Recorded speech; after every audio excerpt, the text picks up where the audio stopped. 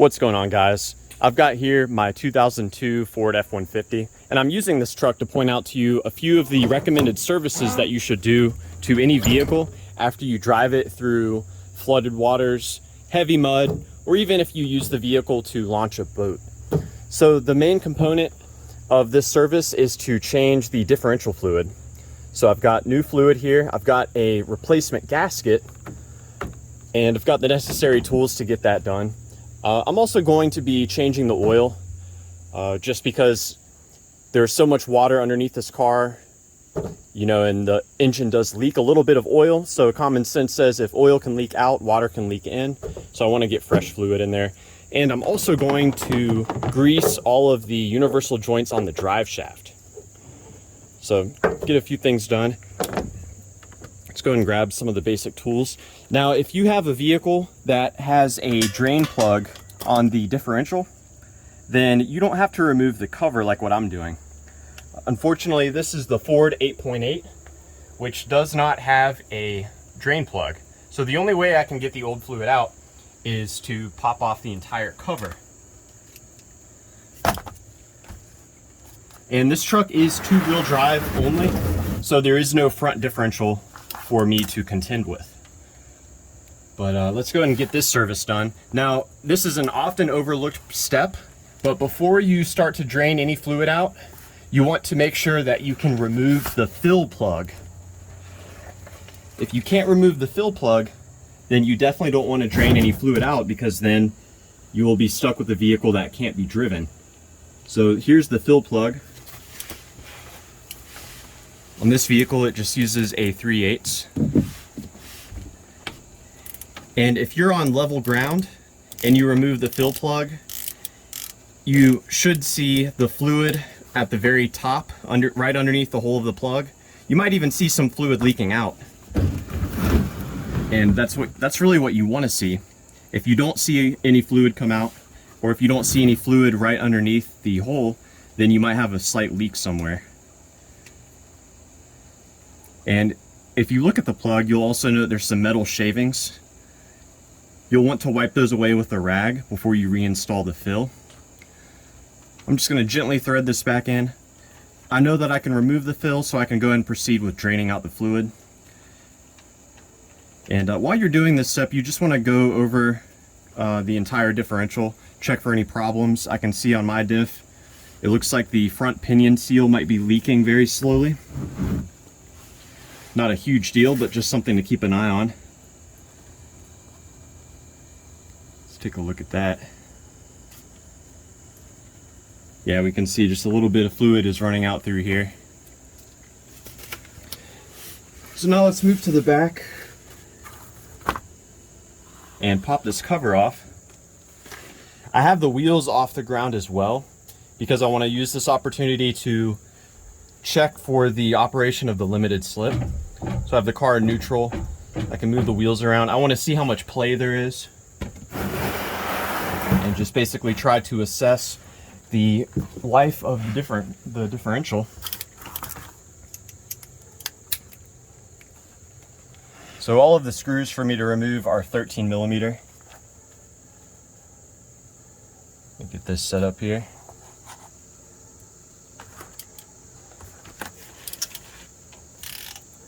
I can go and loosen them with a 3/8 ratchet.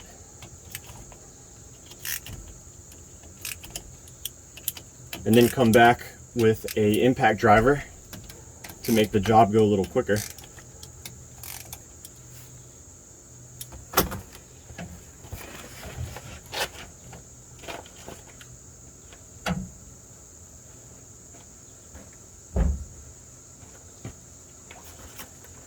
Went ahead and grabbed some rags. I do have razor blades as well that I'll be using to clean up the mounting surfaces.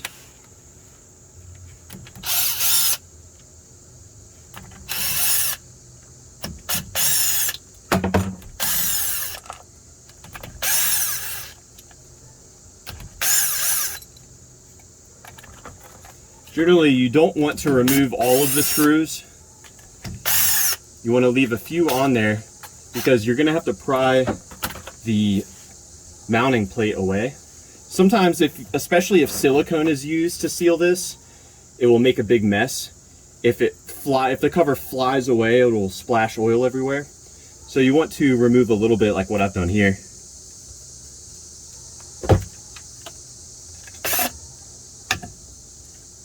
And if this fluid is overly contaminated with water, and if it has been for some time, it will be contaminated. It'll look like a milky white fluid.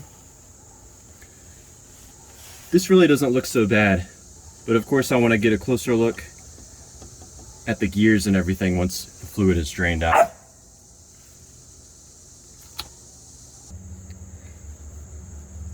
So the fluid has more or less mostly drained out.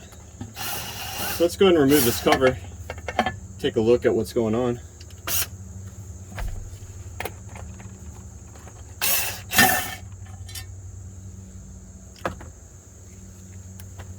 We can look at the back of the cover.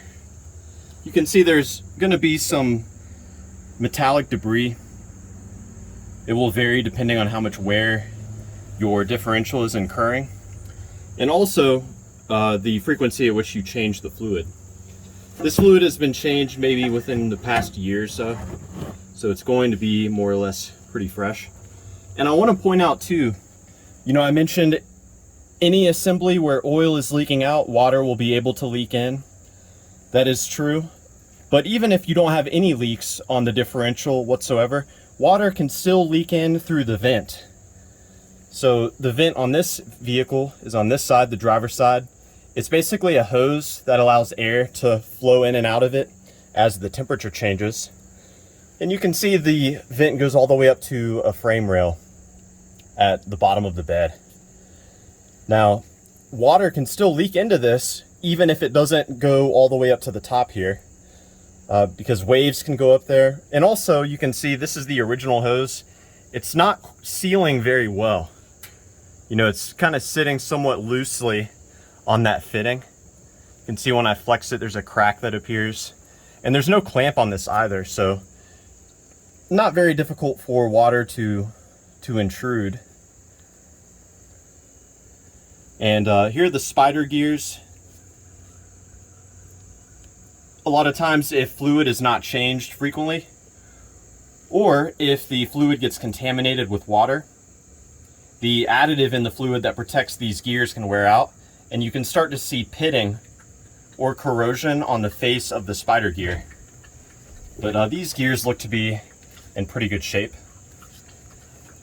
And of course, I'm going to also want to look closely at the ring gear. To my untrained eyes, everything looks to be okay. Now there is a spring in the center, so that indicates that this is limited slip. I've got both of the wheels off the ground, so when I rotate one wheel, I should expect the other wheel to spin in the same direction. That is, of course, assuming that the vehicle is in neutral with the parking brake off. So here I'm going to spin this wheel. I'm going to spin it forward, and I can see this wheel spinning forward as well. If the vehicle were in park, then there would be a huge amount of resistance that would prevent me from rotating the wheel. And then when I overcome that resistance and start spinning the wheel, the opposite wheel would spin in the opposite direction. But yeah, everything seems to be in pretty good order here.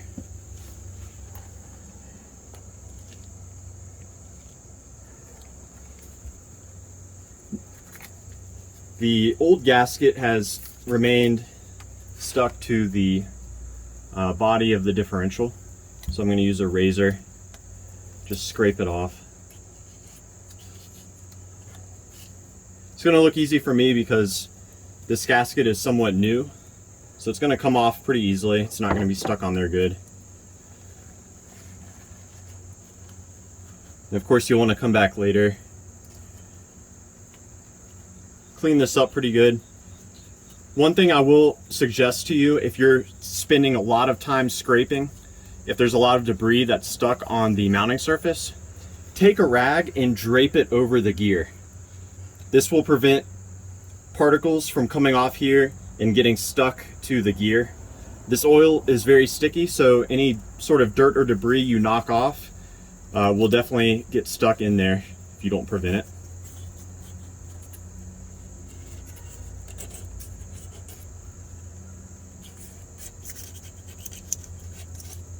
A lot of people like to use RTV silicone, and that definitely is a good sealant, but it just makes servicing that much more of a pain because that stuff really sticks on there good.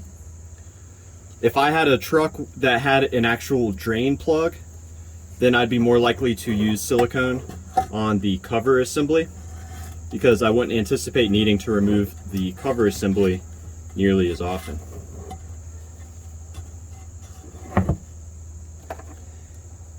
But yeah, I'm gonna go ahead and finish cleaning this up, and I'll start the video back up when I'm done cleaning it. So I've got the differential surfaces covered up pretty good. Got my new gasket here, and you can see there's two little cutouts, and those line up with the cutouts that are at the bottom. And of course the cover can only go on one way, as it has the hump in it to accommodate the ring gear. So what I do to get this on is I hold the gasket to the cover. I'll go ahead and throw in the top bolt, and I'll get that threaded.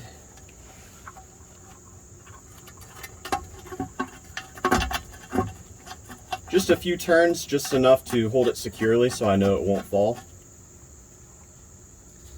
Then I can go opposite corner.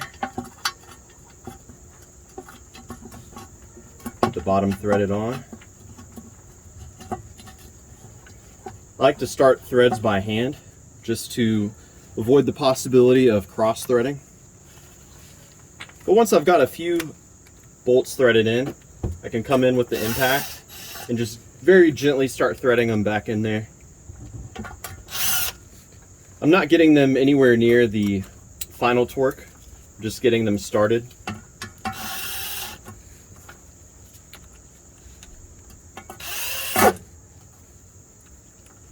And this procedure will vary slightly if you're using RTV or some other silicone type sealant.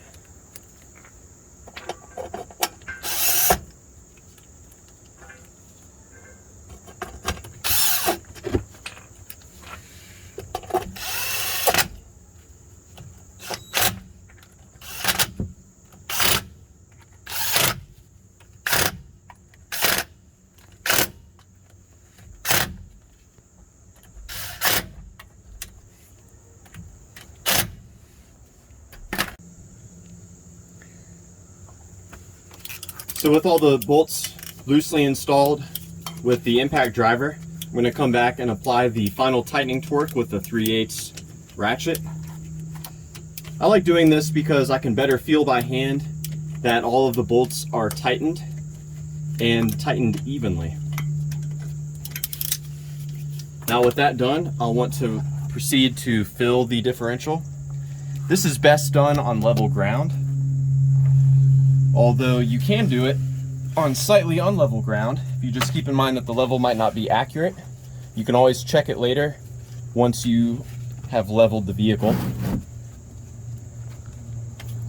And with this being a limited slip Ford 8.8, I'm using 75W140, and this has the, so with this Ford having the 8.8 with the limited slip, I'm using 75W140, and it's got the limited slip friction modifier already included. Now with this, you basically put fluid in until it starts to leak out again. So you'll want to have something underneath to kind of catch the excess fluid. So I've got my drain pan positioned underneath. So yeah, this can take some time, but no big deal.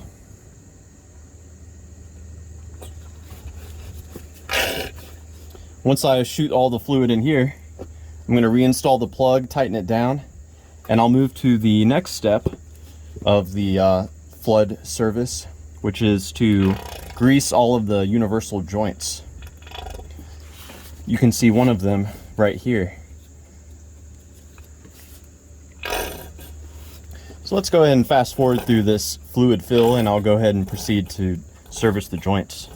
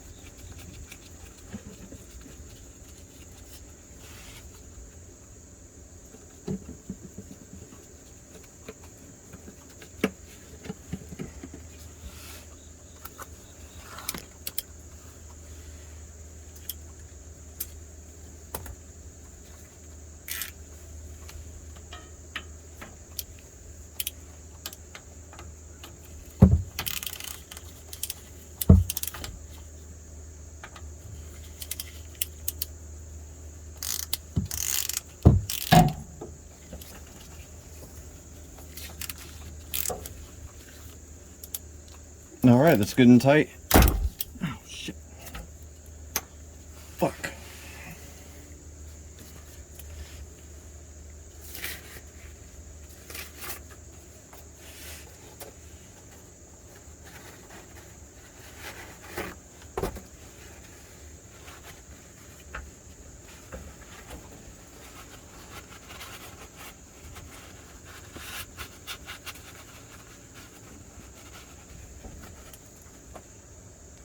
So now on to servicing and inspecting the universal joints.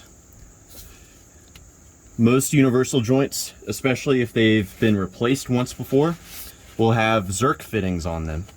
So you need to basically find the fitting. You'll want to clean it. A lot of times it'll be completely covered with mud and grease and stuff, dirt.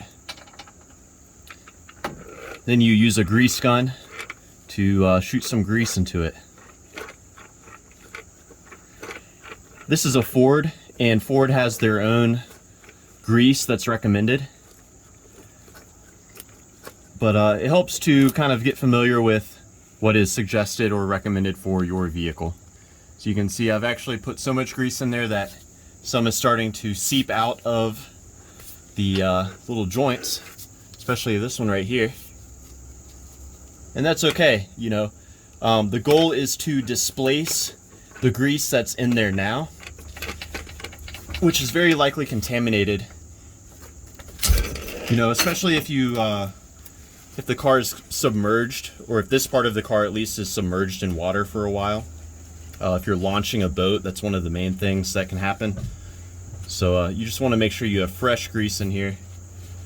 Grease that is contaminated with water will lose its ability to lubricate and cool the wear points of the universal joint.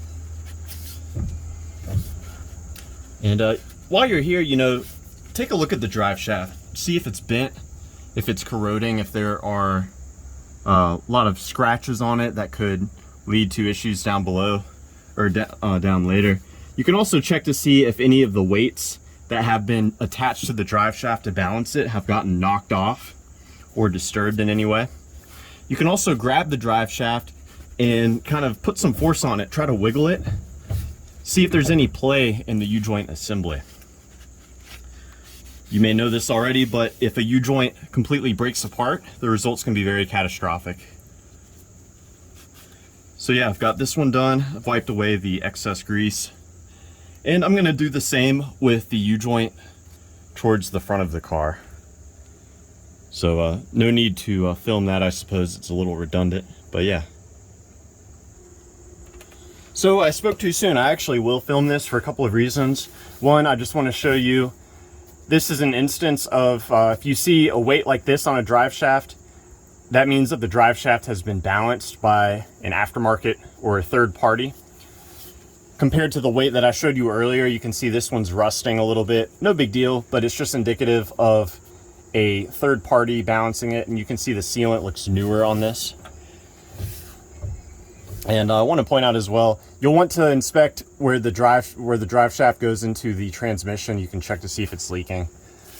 And I also wanted to point out to you, if you look at the end of my grease gun, you can see the grease here is fresh because I was just using it on the rear. If your grease gun sits around the shop for a while without use, before you use it, you'll want to shoot some grease out and wipe away the grease that comes out of it at the very end, because almost certainly that grease will have gotten contaminated from just sitting around the shop. You know, dirt, dust, and debris will have made its way into that grease, and you don't want to inject that contaminated grease into your U-joint.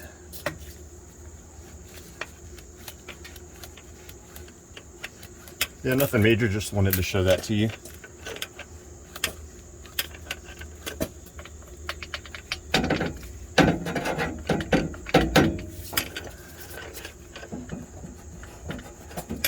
Let me back the camera away.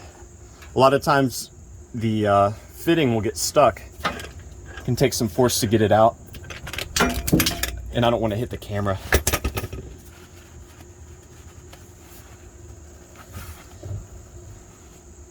So yeah, to my untrained eyes, the U-joints on this car look pretty good. Obviously, if you know better, please feel free to leave a comment down below. I'm also interested in hearing what your opinions are regarding how you need to service a vehicle after you use it to launch a boat or drive through standing water or flood water. Maybe you think that all this is not necessary.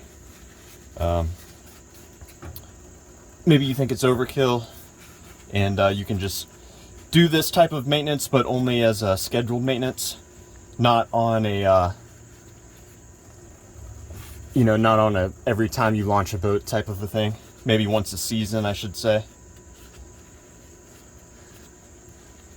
So yeah, that goes for the differential and the U-joints. The final thing I was going to do is change the oil. One thing I really like about my Ford is I can always remember the drain plug takes a 5/8 spark plug socket to remove. So that's just something cool because I always remember that. And I have tons of 5/8 spark plug sockets laying around. Yeah, let's check out this fluid. As I mentioned, I drove through some pretty substantial standing water, which has prompted this service. But immediately prior to that, I used this truck to tow a car. So I towed a Honda Prelude with this car on a tow dolly. And I also had the bed filled with all sorts of equipment. So I had a 20-ton press, engine hoist, some other random shop type equipment.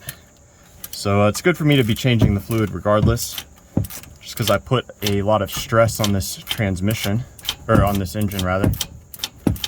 I did stress the transmission too, don't get me wrong, but I'm hesitant to change the transmission fluid because the transmission shifts roughly and it's got over 200,000 miles on it.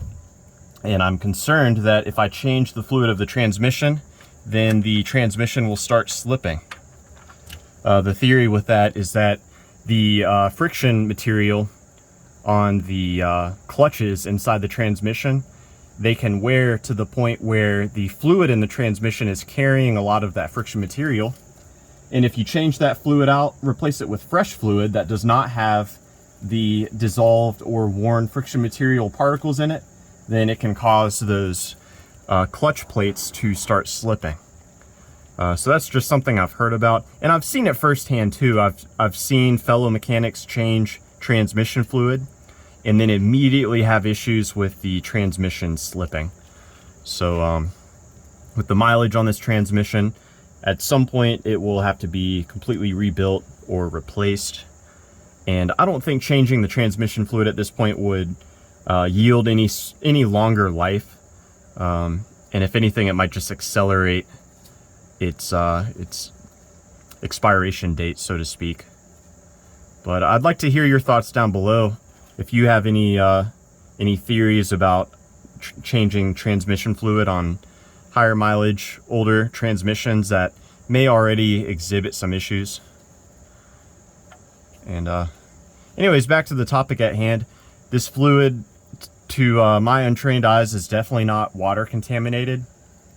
And generally speaking, if water makes its way inside of the engine, when you pull the drain plug out, water will come out first and then you'll see oil, because oil floats on top of water. So the water will actually be at the bottom here, right next to the hole for the drain plug. Now, if that water has been in for a while, it will slowly mix with the oil, and you'll end up with oil that is kind of like a grayish, whitish color, like a frothy white type thing. And you're most likely to see that if there's an issue with the head gasket that's causing oil and coolant to slowly leak over time.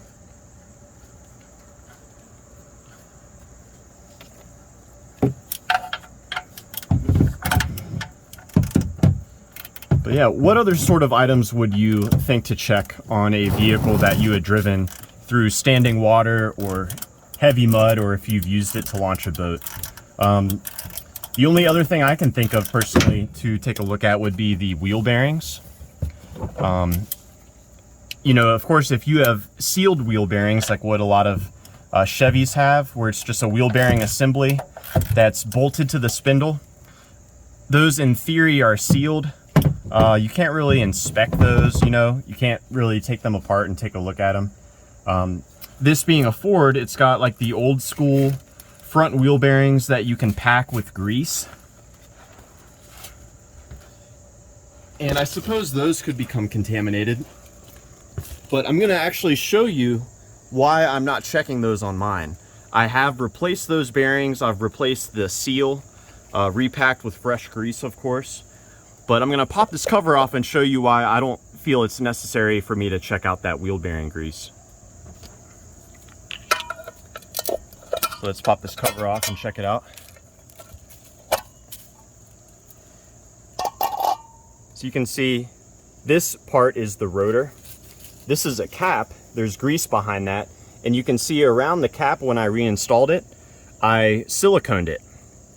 So the reason why I did that is because I wanted to have a pretty much watertight and airtight seal to prevent contaminants from making their way inside this rotor assembly where the grease is.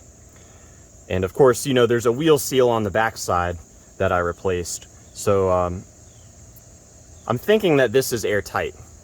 You know, whether or not that's actually a good thing could be debated. I suppose you could argue that you need to have some sort of vent, some sort of way for air to go in and out of that assembly, because it does heat up and cool down. But it's that silicone that I put on there in combination with the fact that I've recently replaced all of those parts leads me to think that I don't really need to check those out just because I drove through some standing water. So I've got to change the filter and add oil to the system, but I'm just going to show you, I like to prime my oil filters. The new oil filter, of course, is completely dry, there's no oil in it.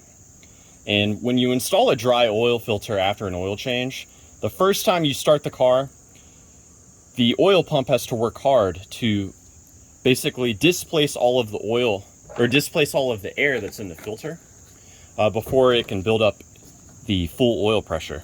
So I like to pour some oil in the new filter just to make the job of the oil pump that much easier. All right, so moving on to changing the oil filter. And I do want to mention, with this truck being two-wheel drive, you have to be cognizant of the fact that once you have both of those rear wheels off the ground, it doesn't matter that your vehicle's in park. It doesn't matter if you have the parking brake on. There's a potential for your car to roll. So with that in mind, I did chock the wheels on the front of the vehicle. My driveway is on a slight incline. And even if my driveway was completely flat, I would still want to chock the wheels just to prevent failure of the jack stands.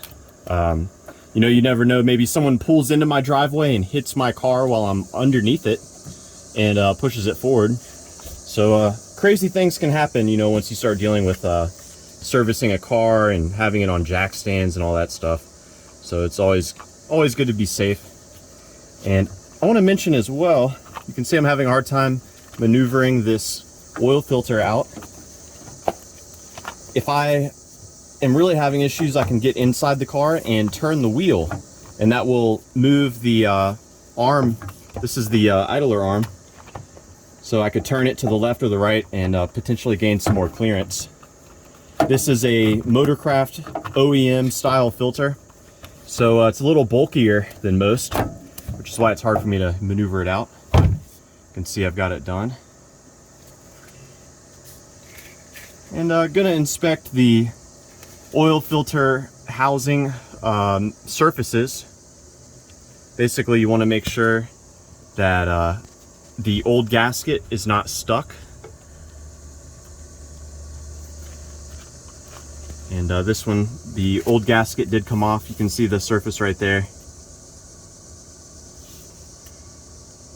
So make sure that's clean, and then we can proceed to install our new filter.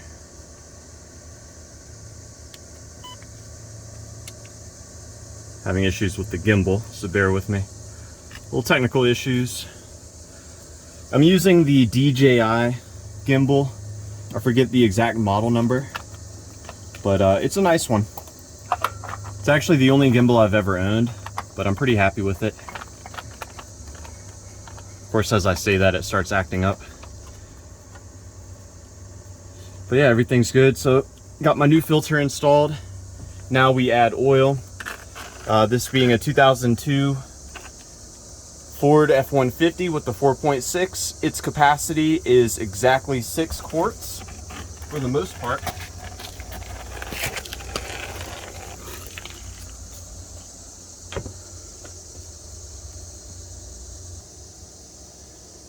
So I'll go ahead and dump the rest of the 5-quart jug. You may notice I'm using Pennzoil 5W30 full synthetic. I believe the factory fill on this truck is 5W20 synthetic blend. So I'm going with a little bit thicker of an oil. And also it's a full synthetic as compared to the synthetic blend. There are different schools of thought regarding the 520 versus the 530. Some people say that these 4.6 liter modular Ford motors are designed for the 5W30 viscosity, but Ford shifted to 5W20 in order to improve gas mileage, which in turn makes the vehicle more favorable for fleet purchases. And people who have that, who are a proponent of that idea, will point to the fact that there are some 90s vehicles that came with the 4.6, where the owner's manual for that vehicle originally called for 5W30, and it wasn't until later where they moved from 5W30 to the 5W20. So thinner oils will generally lead to better fuel economy. So that argument kind of makes sense. But yeah, I'm going with the 530 just to see how it does. And of course I just put in 5 quarts. I know it takes 6. When I have the vehicle on level ground, I'll go ahead and check the oil level again, add another quart or so, and also double check that differential fluid. But until then, I can go ahead and start the truck. Let's see how many miles are on this.